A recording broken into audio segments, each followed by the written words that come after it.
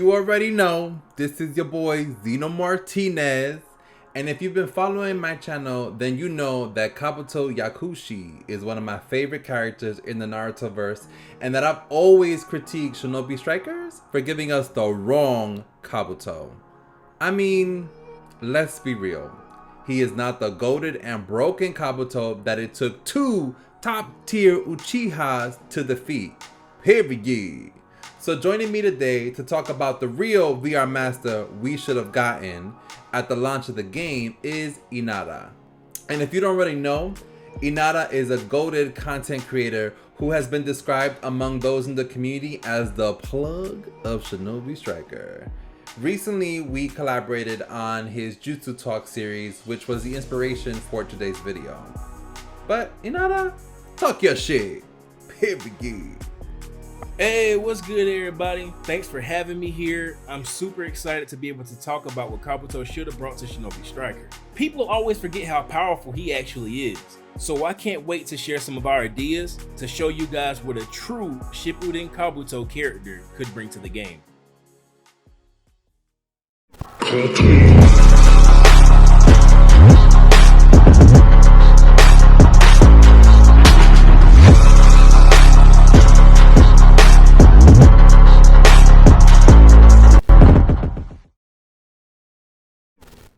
The first jutsu in Kabuto's lineup is the Chakra absorbing snakes, which is a jutsu where the user restrains the target with special black snakes that steadily absorb their chakra.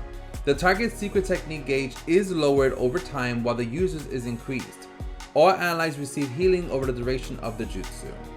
This jutsu was first seen in the power arc of Naruto Shippuden, so if you weren't too familiar with Naruto filler episodes, then you would have missed this bad boy. With that being said though, the actual animation of this jutsu would be similar to Orochimaru's Shadow Striking Snake that was featured in the first game of the Naruto Ultimate Ninja series, where the target is restrained and then struck by snakes. For Kabuto's next jutsu, and it's a classic one for you Kabuto fans, Dead Soul Jutsu. Dead Soul Jutsu is a technique where the user temporarily makes a body's heartbeat start again. The user uses their chakra to control two deceased shinobi to fight on their behalf. As those affected by this technique are dead, they cannot be defeated by normal means and will once again become inert after a certain amount of time passes. By taking advantage of features that already exist in the game, Kabuto will bring back two ninjas to fight alongside him, each from one of the 5 major villages. Depending on the village, each NPC has 2 different techniques and a substitution that they can use alongside their standard taijutsu. Leaf Village Ninja use Fire Style Flame Bombs, Leaf Flash, and Shadow Clone Jutsu. Sand Ninja use Sand Shower, Wind Style Air Bullet, and Sand Clone Jutsu. Cloud Ninja use Lightning Shuriken Net, Lightning Armor, and Lightning Style Shadow Clone Jutsu. Stone Ninja use Heavy Boulder Jutsu, Earth Style Mud Wall, and Stone Clone Jutsu. Finally, the Mist Ninja use Water Style Water Bullet, Palm Sage Jutsu, and Water Clone Jutsu. Not only does each NPC have different jutsu, but they'll also have different ninja tools, again based on their village. Leaf Ninja use Demon Wind Shuriken, Sand Ninja use Paralysis Kunai, Cloud Ninja use Smoke Bombs, Stone Ninja use Blast Bombs, and Mist Ninja use Ceiling Tags. If you've played through VR missions, I'm pretty sure you fought a lot of these ninja and you probably don't think they're that much to deal with unless they're high in number.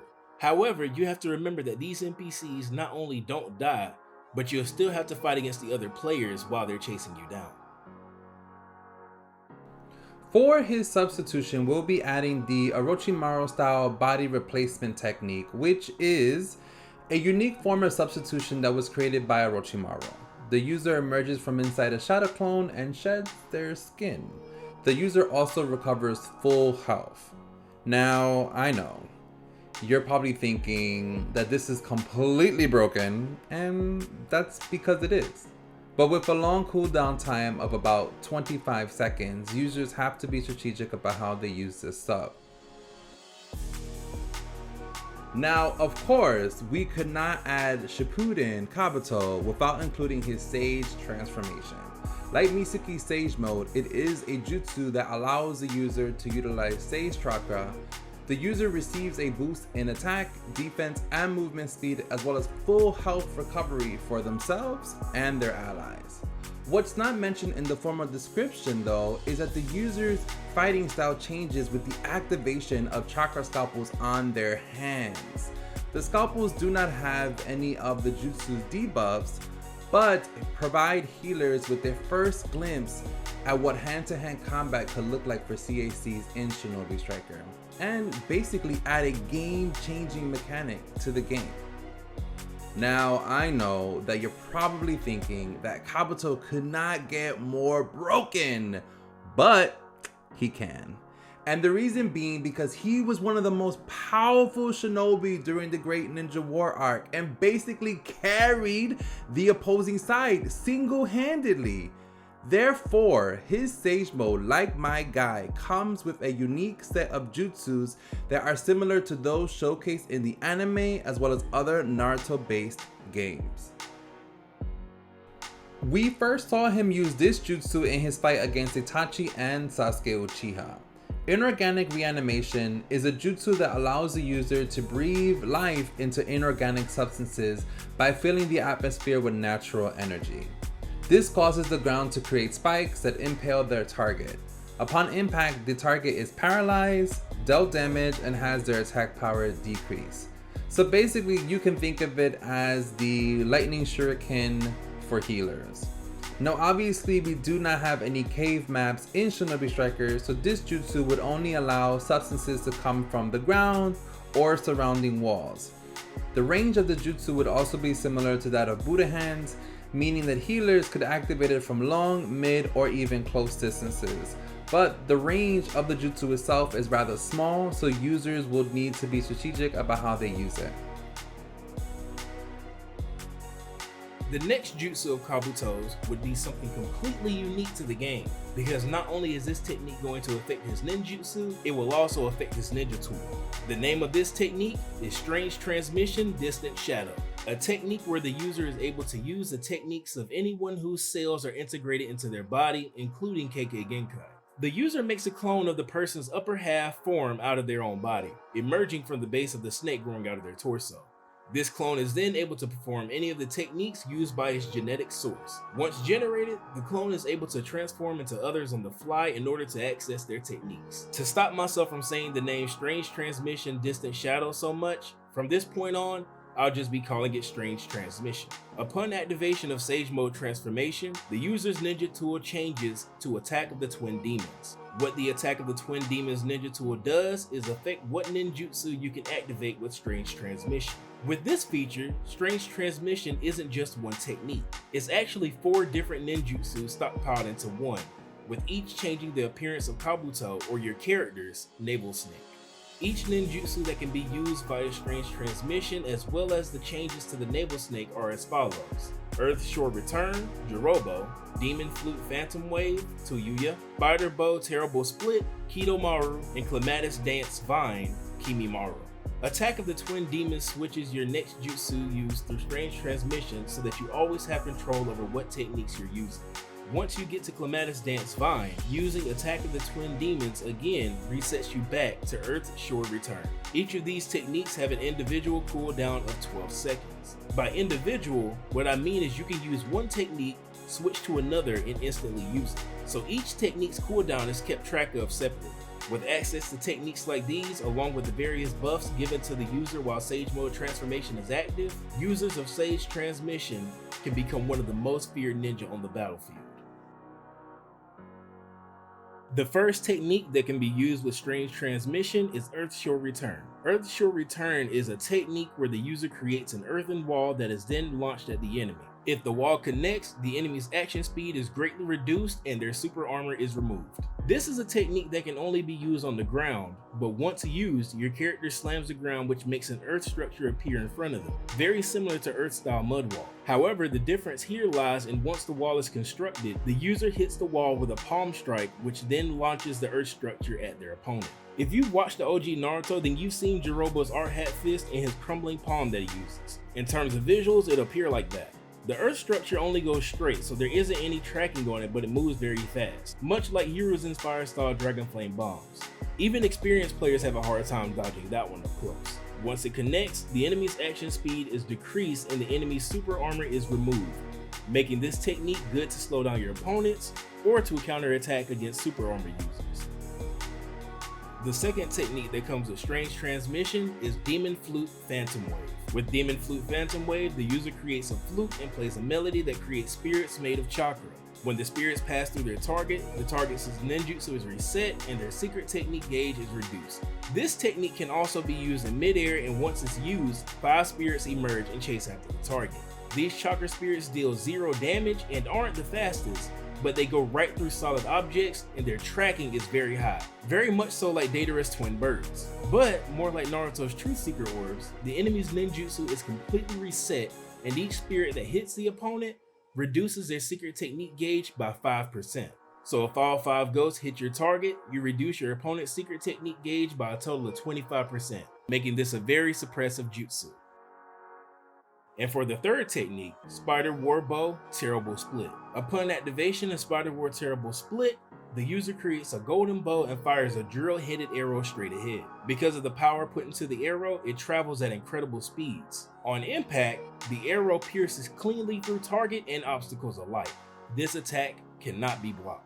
This technique works more like an unblockable wind-style Great Breach more than anything else. However, the activation speed as well as the speed of the arrow when fired is way faster than Great Breach. This technique is great for those who prefer a more ranged style of combat, as they can stay in an enemy's blind spot and attack from a distance, just like Hidomaru himself.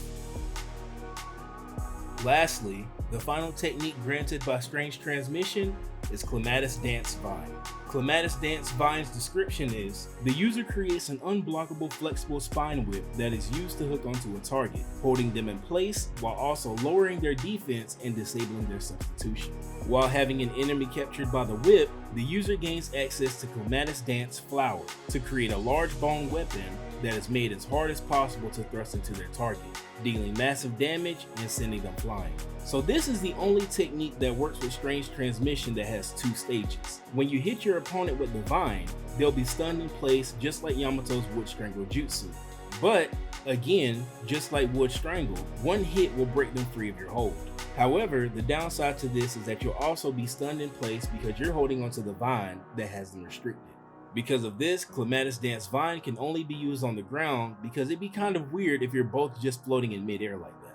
As stated before, when you have an opponent ensnared in your vine, you can activate the second part of the technique, Clematis Dance Flower, which lunges you at your opponent, similar to Chidori, to deal damage. Clematis Dance Flower's damage on its own can be compared to the damage done by the Summoning Snake, but with the vine lowering your enemy's defense, hitting them with the flower is pretty much close to being a one-shot. However, if you don't want to do this, you don't have to. Just like Ino's Mind Transfer or Shikamaru's Shadow Possession, you can let a teammate jump in to deliver a powerful blow if you want to.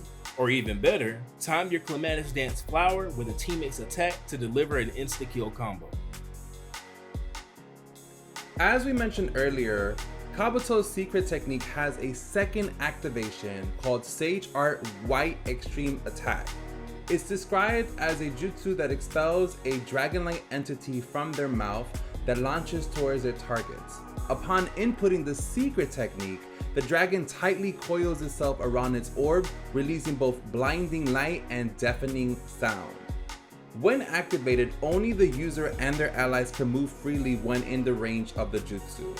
Unlike Feather Illusion, all enemies caught are unable to be knocked out of the jutsu's effects until they are pushed out of its range or the jutsu has ended. The tracking and speed of this technique is like that of Water Dragon, but its explosion can only be activated by the user.